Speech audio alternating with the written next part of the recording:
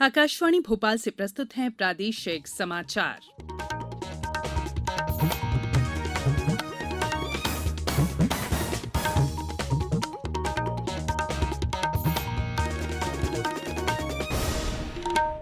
नमस्कार, समाचारों के साथ मैं संयुक्ता बैनर्जी। पहले मुख्य समाचार।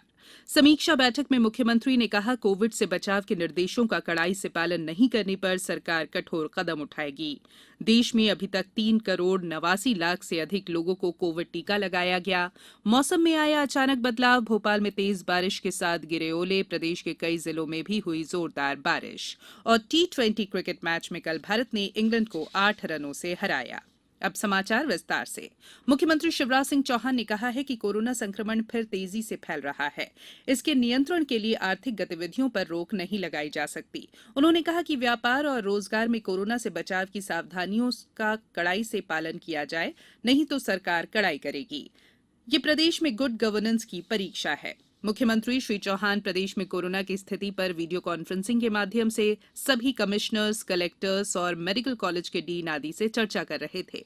मुख्यमंत्री श्री चौहान ने ग्वालियर, जबलपुर सहित प्रदेश के सर्वाधिक प्रभावित जिलों उज्जैन, सागर, बैतूल, बुरहानपुर, खरगोन, रतलाम और छिंदवाड़ा में भी रात 10 बजे से सुबह 6 बजे तक व्यावसायिक प्रतिष्ठान और बाजार बंद रखने के निर्देश दिए। महाराष्ट्र में बनी कोरोना की विस्फोटक स्थिति को देखते हुए महाराष्ट्र से आने जाने वाले यात्री बसों के आवागमन पर 20 मार्च से रोक लगाने के निर्देश भी दिए गए हैं। देश में अभी तक कोविड से बचाव के लिए 3,89,00,000 से अधिक टीके लगाए जा चुके हैं। देश भर में कल 17,83,303 टीके लगाए गए। इनमें 14,83,156 लाभार्थियों को टीके की पहली डोज दी गई, जबकि 3 लाख से अधिक स्वास्थ्य कर्मियों और अग्रिम पंक्ति के कार्मिकों को टीके की दूसरी डोज दी गई। इस तरह अभी तक लगाए गए कुल वैक्सीन की संख्या 3,89,20,000 को पार कर गई। सड़क परिवहन और राजमार्ग मंत्रालय ने पंजीकृत वाहनों के स्क्रैपिंग केंद्र के लिए मसौदा नियम अधिसूचित कर दिए हैं। ये नियम इन केंद्रों के गठन, कार्यक्षेत्रों और संचालन की प्रक्रिया तय करेंगे। इन केंद्रों को वाहनों से संबंधित डेटाबेस उपलब्ध कराया जाएगा और इन्हें वाहनों को स्क्रैप करने तथा इसका प्रमाण पत्र जारी करने के लिए अधिकृत किया जाएगा।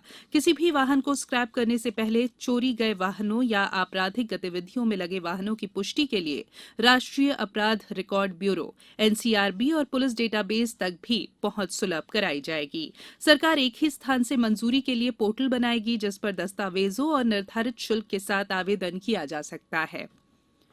स्वास्थ्य मंत्री डॉक्टर हर्षवर्धन ने भारत में क्षय रोग, टीबी को महत्वपूर्ण स्वास्थ्य चुनौती बताते हुए कहा है कि इसके उन्मूलन के लिए 2025 का लक्ष्य निर्धारित किया गया है। डॉक्टर हर्षवर्धन स्टॉप टीबी भागीदारी बोर्ड की अध्यक्षता संभालने के बाद नई दिल्ली में वीडियो कॉन्फ्रेंसिंग के माध्यम से पहली बार इसकी बैठक को संबोधित कर रहे थे। 24 मार्च को विश्व क्षय रोग दिवस को देखते हुए ये बैठक अहम मानी जा रही है।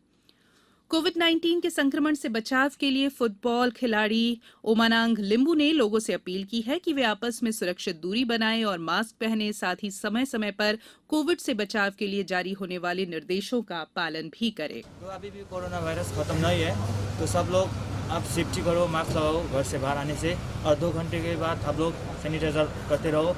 और अगर आप लोग खुद प्रिपेयर और सेफ्टी होगा तो दूसरे के लिए भी सेफ्टी होगा और ये देश के लिए भी सेफ्टी होगा। कोविड-19 से बचाव और सुरक्षित रहने के 3 उपाय।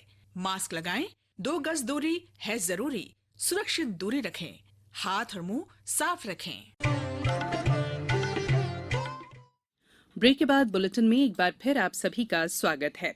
आगामी नगरीय निकायों और पंचायत चुनावों में राजनीतिक दलों के घोषणा पत्रों में बच्चों के मुद्दे शामिल कराने के उद्देश्य से प्रदेश के विभिन्न राजनीतिक दलों के प्रतिनिधियों की भोपाल में कल एक बैठक आयोजित की गई। बैठक में मध्यप्रदेश यूनिसेफ की प्रमुख मार्गरेट ग्वाडा ने राजनीतिक दलों की सराहना करते हुए कहा कि वे बच्चों के मुद्दों में रुचि लेते हैं। यूनिसेफ प्रमुख ने इस बात पर जोर दिया कि बच्चों के लिए बजट में प्रावधानों को बढ़ाने की जरूरत है। उन्होंने कहा कि आगामी चुनावों के घोषणा पत्रों में बच्चों पर हिंसा, बाल विवाह, पोषण और स्वास्थ्य जैसे मुद्दों के समाधान के लिए नीतियां शामिल करना चाहिए। बच्चों के हितों पर केंद्रित ये कार्यक्रम मध्यप्रदेश चाइल्ड राइट्स ऑब्जर्वेटरी और यूनिसेफ ने मिलकर आयोजित किया था। इस अवसर पर राजनीतिक दलों के प्रतिनिधियों को संबोधित करते हुए child rights observatory Madhya Pradesh की अध्यक्ष निर्मला बुच ने कहा कि प्रदेश को बच्चों के लिए सबसे सुरक्षित बनाने में राजनीतिक दलों की महत्वपूर्ण भूमिका है। बैठक में प्रमुख राजनीतिक दलों के 32 प्रतिनिधि शामिल हुए। प्रधानमंत्री नरेंद्र मोदी ने कहा है कि प्रधानमंत्री फसल बीमा योजना मेहनती किसानों के आर्थिक हितों की रक्षा करने में निरंतर महत्वपूर्ण योगदान कर रही है। इससे मौसम संबंधी अनिश्चितताओं से जुड़े जोखिम कम करने में मदद मिली है। श्री मोदी ने कहा कि करोड़ों किसान इस बीमा योजना का लाभ उठा रहे हैं। वे उत्तराखंड में नैनीताल के श्री खीमानंद से मिले एक पत्र का जवाब दे रहे थे। श्री खीमानंद ने नरेंद्र मोदी ऐप के जरिए प्रधानमंत्री को पत्र भेजा था। उन्होंने प्रधानमंत्री फसल बीमा योजना के 5 वर्ष सफलतापूर्वक पूरे होने और इस दिशा में सरकार के प्रयासों के लिए उन्हें बधाई दी थी। प्रधानमंत्री ने श्री खीमानंद के सुझावों के लिए आभार व्यक्त किया। अब बात मौसम की। प्रदेश के मौसम में कल आए अचानक बदलाव के बाद राजधानी भोपाल में तेज बारिश हुई और कई स्थानों पर ओले भी गिरे। उधर प्रदेश के सीहोर, विदिशा, रायसेन, बैतूल, राजगढ़, गुना, सागर सहित कई जिलों में भी बारिश हुई। मौसम केंद्र ने बताया कि पश्चिमी विक्षोभ और अरब सागर से आ रही नमी की वजह से ये बदलाव आया है। बारिश होने से तापमान में कमी आ गई। मौसम केंद्र के अनुसार अगले 2 दिनों तक ऐसा ही मौसम बने रहने की संभावना है। अहमदाबाद के नरेंद्र मोदी स्टेडियम में खेले गए चौथे टी20 क्रिकेट मैच में कल रात भारत ने इंग्लैंड को 8 रनों से हरा दिया। भारत के 186 रन के जवाब में इंग्लैंड की टीम 8 विकेट पर 177 रन ही बना सकी। इससे पहले भारत ने बल्लेबाजी करते हुए निर्धारित 20 ओवर में 8 विकेट पर 185 रन बनाए। भारत की ओर से सूर्य कुमार यादव ने 57 रन बनाए और शार्दुल ठाकुर ने 3 विकेट लिए, जबकि इंग्लैंड के बेन स्टोक्स ने 46 रन बनाए और जोफ्रा आर्चर ने 4 विकेट लिए। सूर्य कुमार यादव को मैन ऑफ द मैच चुना गया। 5 मैचों की श्रृंखला में अब भारत ने 2-2 की बराबरी कर ली है। 5वां और अंतिम टी20 मैच कल नरेंद्र मोदी स्टेडियम में ही खेला जाएगा। PV Sindhu all England open badminton championship की महिला सिंगल्स क्वार्टर फाइनल में पहुंच गई है। उन्होंने डेनमार्क की एल क्रिस्टोफरसन को 21-8, 21-8 से हरा दिया। पुरुष सिंगल्स में लक्ष्य सेन फ्रांस के थॉमस रॉक्सेल को 21-18, 21-17 से हराकर क्वार्टर फाइनल में पहुंचे हैं। लेकिन एचएस प्रणय और साई प्रणीत को प्री क्वार्टर फाइनल में हार का सामना करना पड़ा।